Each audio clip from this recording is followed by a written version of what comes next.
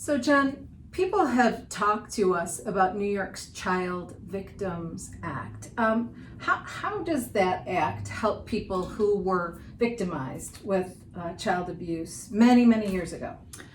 Right, so that's a great question.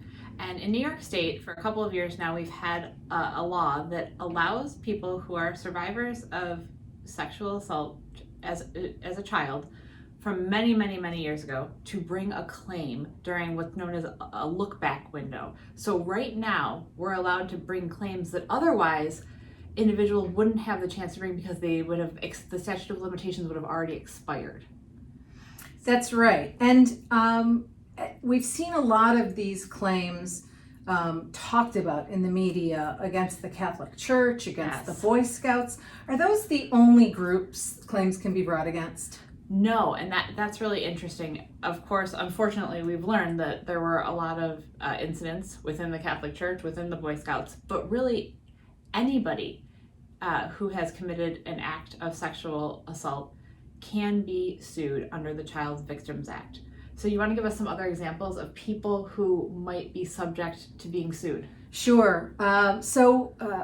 Other people and other organizations that might be identified as having perpetrated these sorts of terrible acts could be teachers. They could be medical providers or therapists, could even be individuals in a community, right? Right. So really we see that trusted members of the community often use their positions of trust to groom or to go after young, vulnerable children.